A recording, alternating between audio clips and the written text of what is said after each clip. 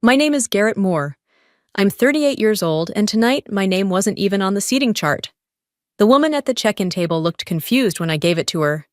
She double-checked her list, then said, "Are you sure you're at the right event? Not unkind, just unconvinced?" I gave her a half-smile.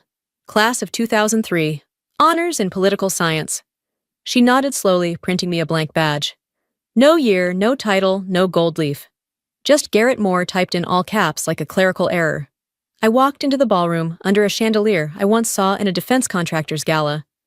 The room was full of people I used to beat in debate tournaments. Now they held titles longer than their handshakes. Their name tags gleamed. Mine bent at the corner. I hadn't taken 3 steps before a voice rang out across the microphone. Well, well, Garrett, I almost didn't recognize you in that Navy museum piece." The laugh that followed wasn't just Evelyn's. It belonged to 100 others people who never knew me, but thought they did. Evelyn Moore, my sister, my judge, my rival, my family's shining star. I didn't flinch. I simply nodded. Took my place near the back, folding chair, half view of the screen, right between the buffet and the service hallway. No one asked what I'd been doing for the past 20 years. No one knew the message tucked in my clutch was coded clearance from the Strategic Operations Command. No one noticed when my fingers tightened at the word failure whispered 2 tables over. But they would. When the sky split open, they would. The chair creaked when I sat down. A folding rental, no cushion parked so close to the buffet table I could smell the shrimp cocktail. Everyone else had linen-draped seats arranged around monogrammed centerpieces and little gold place cards. Mine was labeled with a Sharpie. Slanted smudged like someone forgot I existed until the last minute. I kept my back straight. A waiter paused beside me, unsure whether to offer me a glass of the sparkling rose everyone else seemed to have. I didn't reach for one. He moved on. From the stage, Evelyn was in her element Pearl's posture power. "It's incredible to see how far we've all come," she said, letting her voice swell with practiced gratitude. "We have senators in this room, CEOs, global researchers, and even a few war heroes." The last line was meant to sting, and it landed. The crowd chuckled on cue. A man leaned toward the woman beside him. "Wasn't Garrett in the military?" Like briefly, she replied without looking at me. "Dropped out of law school and disappeared, I think." "Didn't she end up somewhere in Nevada?" I turned my head slightly, just enough to study their profiles. Not out of anger, out of curiosity. What stories had Evelyn built in my absence? What version of me had she handed out like party favors over the years? And what did it cost her to erase the truth? Lucas Hart approached with a tumbler in hand. Same self-satisfied tilt of the chin he had back in senior year. "Garrett Moore," he said with mock ceremony. "Still brooding, or did you finally switch careers? I heard something about inventory control. Base kitchens." Maybe I looked at him, just looked. That used to be enough to silence a room, not anymore. Evelyn joined him moments later, her smile taut and calculated. "We really should catch up sometime. I'm sure you've seen some interesting things." She emphasized interesting like it meant pathetic. I didn't respond, not because I couldn't, but because I'd learned long ago that silence can say more than rebuttals.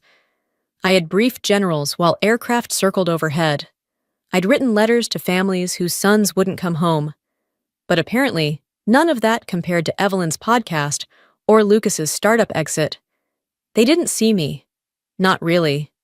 They saw what Evelyn painted for them, a sister who walked away, who never quite measured up, who showed up tonight like a relic. I shifted my gaze toward the ballroom doors, wondering how long it would take before the signal came through. The mission was already in motion. The protocol had activated. I had exactly 44 hours left to stop a breach that could compromise half the Western grid, but all they saw was a woman in a wrinkled dress and old boots. Good. I always preferred working from the shadows. The ballroom was overheating. Or maybe it was just me. I excused myself through a side hallway slipping past the coat check and into a narrow balcony that overlooked the hotel's golf course. The cool air hit my skin like truth. Quiet, still, and sharp. I leaned on the stone railing, hands steady even as my pulse picked up. Then it came, a silent vibration in the lining of my clutch. I opened it with one practiced motion. The screen blinked once. Sauk E5. The message was brief. Intercept confirmed. Proceed. Window 43. 12. The Merlin protocol was active. I closed the device and stared into the night. They thought I'd vanished after law school. They whispered that I couldn't handle the pressure that I broke. The truth was simpler and far more dangerous. I was recruited into strategic operations the week I withdrew. I signed clearance that erased me from public databases, family contacts, alumni roles. I'd been living in the seams of national security ever since. 3 years embedded in Eurasia, 2 in South Africa under a civilian facade, and the last 18 months buried deep in WDA Cyber Command tracking breach points so classified I couldn't say my own name in certain rooms. I hadn't disappeared. I had simply stopped explaining myself. Behind me, the ballroom pulsed with music and synthetic laughter. I could hear Evelyn's voice again, amplified through the sound system, introducing someone who had developed drone delivery routes for disaster zones. The crowd applauded. I once ran an aerial evac in Kandahar with no SAT coverage and a 37% success projection. We got everyone out. There were no toasts that night. I stepped back inside just as Melissa Quinn caught my eye. She was one of the few faces that hadn't aged into smugness. She walked up beside me at the drink station and spoke without turning. "You look better than they do." I smiled faintly. "They'd disagree." She shrugged. "Truth doesn't need a vote." I didn't know if Melissa remembered what I used to be, but she saw something tonight even if she couldn't name it. That was more than I got from Evelyn in 20 years. Back at my seat, I sipped water and waited. Waited for the next alert, for the next move. Lucas strolled past again, loosening his tie. "Didn't think you'd show. Evelyn said you were off the grid. She says a lot of things." "Yeah," he chuckled. "Like how you used to be the smart one. Guess life's funny, huh?" I didn't answer. The ballroom lights flickered once, just a glitch probably, or maybe the system had already begun to strain. Somewhere a digital thread was being pulled, somewhere something was coming loose, and I was the only one in the room who knew it. The first time I realized Evelyn had erased me, it wasn't through confrontation. It was through absence. 3 years ago, I received a digital copy of the university's alumni honors list. I wasn't on it. That might seem trivial, but I'd been inducted the year after graduation, nominated by faculty, confirmed by record. It was institutional, permanent, or so I thought. I made one discreet call through a secure channel to an academic liaison I trusted. After some hesitation, she told me the request to remove my name came from a verified family contact citing privacy and ongoing security risks. That contact was Evelyn. I said nothing, not even then. I'd been trained not to react especially to sabotage dressed as concern. Later I found out she had also blocked my Medal of Valor nomination, claimed I declined it. Used her DOJ credentials to flag my file citing emotional fatigue, family trauma, and a preference for anonymity. I never wrote that memo, but she had access. I'd listed her as my emergency contact once before I knew better. I remembered the wording clearly. Subject wishes to serve without public record. Request honor be deferred indefinitely. Deferred. That was a pretty way of saying disappeared. Lucas had moved on to hitting on the head of marketing from his old dorm. I watched him from my table, his laugh too loud, his hands too familiar. It struck me how easily men like him aged into success. No need to rewrite their sister's records to feel tall. Melissa approached again this time with a small folder tucked under her arm. "I wasn't sure," she said, glancing around. "But when you walked in, I figured you should have this." She slipped it onto my table. Inside were 3 printed pages, my original commendation letter, the redacted award memo, and an internal email chain forwarded anonymously, all traced back to Evelyn. Melissa met my eyes. "She didn't just rewrite your name. She buried your legacy." I nodded once. No emotion, just confirmation. Then she added, "And she's trying to do it again. She's leading the alumni committee that's voting on next month's honor roll." It made sense. Evelyn had always needed to be the brightest star in every room, and for her to shine, someone else had to vanish. This wasn't about pride. It wasn't about medals. It was about presence. She wanted mine gone, and for a while she succeeded. For years I let her dictate what the family saw, what the school remembered, what the world assumed. I stayed out of the light. I told myself it was strategic, that invisibility was power. But tonight wasn't strategy. Tonight was convergence. My phone buzzed again. SOKE5. Extract ETA 11:00 p.m. Confirm readiness. I closed the folder and tucked it into my coat. The countdown had started, and so had my reappearance. The ballroom lights dimmed just past 10. A slideshow of old yearbook photos played on the big screen, awkward braces, overexposed haircuts, Letterman jackets with too many patches. People clapped at their own faces. Lucas raised a toast to Evelyn, calling her our iron strategist. Someone joked about real heroes and pointed toward a senator sitting near the front. Another said something about unless you're peeling potatoes on a base somewhere in Kansas. I didn't move. Melissa caught my eye across the room. Her expression had shifted. Not sympathy, not pity, something more alert. She had sensed it too, that this night was cracking open. The microphone picked up again. Evelyn returned to the stage, her scarlet dress gleaming beneath the spotlights. Her voice rang clear. I just want to thank my sister Garrett, she said, for always being uniquely herself. The pause that followed was calculated. The audience chuckled, polite but pointed. She may not be on social media or in the headlines, but she's always marching to her own, very specific drum. More laughter. I didn't smile. She continued. And not everyone is meant for the spotlight. Some people do their best work far from it. I stood. No one noticed at first. I walked calmly toward the exit doors, heels silent on the plush carpet. Evelyn's voice blurred behind me, swallowed by applause and clinking glasses. Outside, the wind was sharper now, cutting through the stillness like a blade. I looked up, not for clarity, but for confirmation. The night sky flickered once. Then it came a low, mechanical growl that deepened as it approached. Guests inside began to stir. Napkins fluttered, glasses trembled, a chandelier hummed, and then the sky broke open. A black military helicopter sliced down through the treetops' rotors, sending leaves and wine menus flying across the lawn. People screamed. Someone dropped a tray. A camera flash went off. Evelyn's voice stopped mid-sentence. The chopper steadied just above the lawn, then lowered, controlled, silent, but for the thunder it carried. When it touched down, a single figure stepped out. Colonel Nathan Greer. Dress blues, impeccable posture, eyes forward. He crossed the lawn without acknowledging a soul. Not the senators, not the CEOs, not Evelyn, who had stumbled from the ballroom steps in shock. He stopped 3 feet in front of me, saluted clean. Lieutenant General Garrett Moore, he said loud enough for every frozen mouth to hear. Ma'am, Strategic Operations Command requests your immediate presence. Priority 1. I returned the salute. Gasps rippled through the crowd.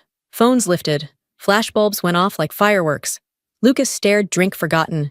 Evelyn stood barefoot, one heel missing clutch, trembling in her hand. She didn't speak. Neither did I. I just stepped toward the open door of the helicopter wind at my back, the stars clear above me for the first time in years. And without turning, I left them all behind.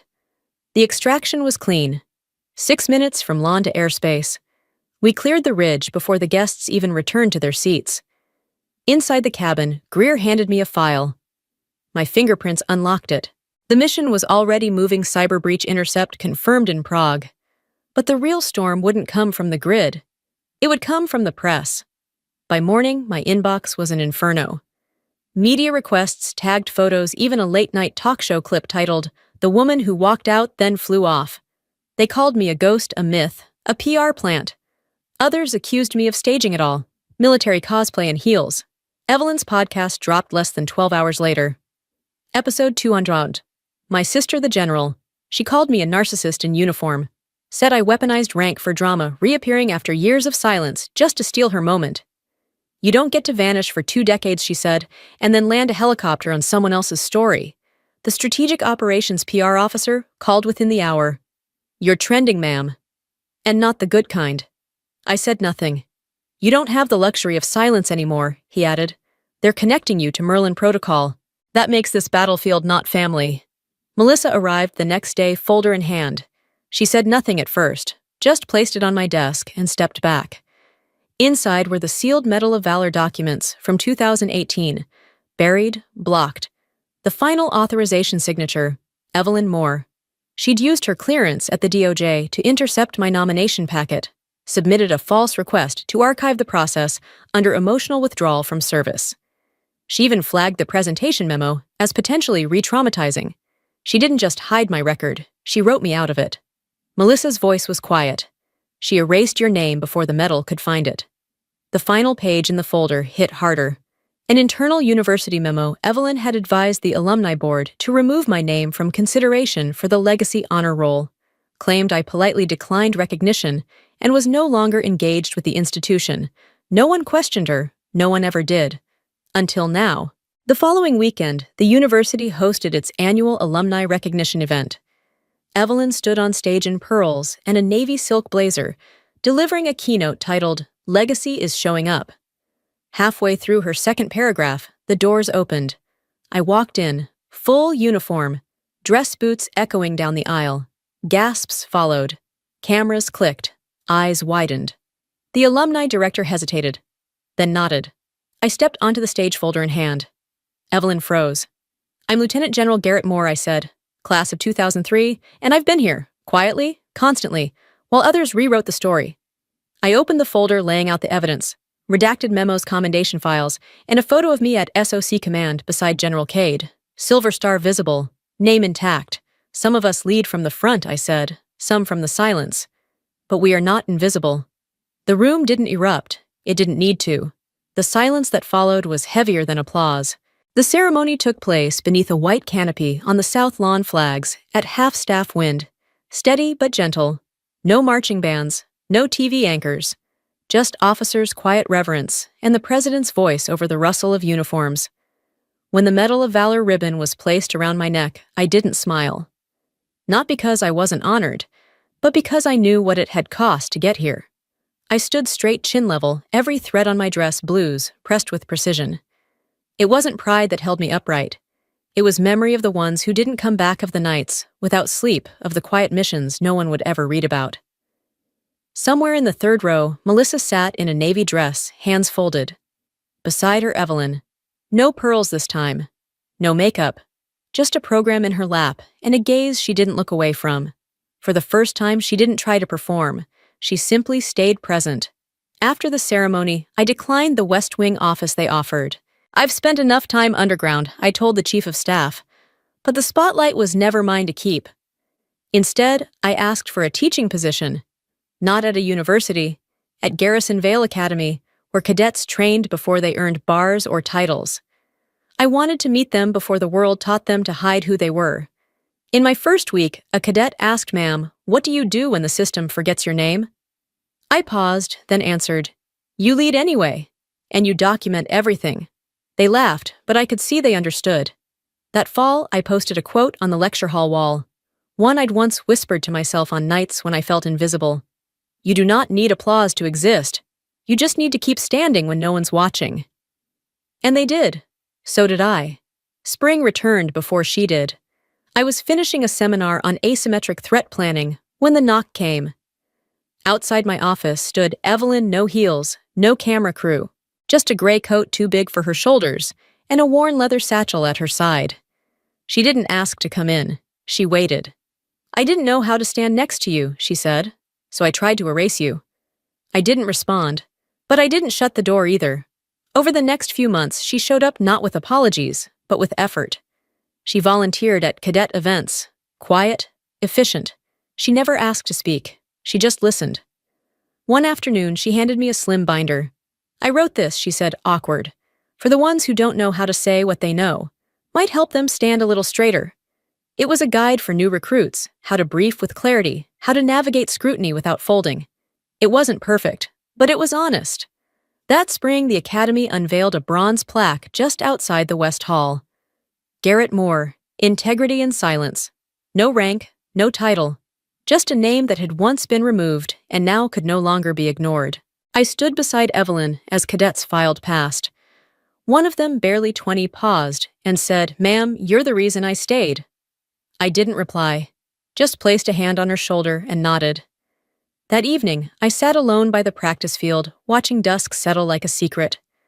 The sky was quiet, no helicopters, no flashbulbs, just the steady hush of wind through trees. And I remembered the years they called me a failure.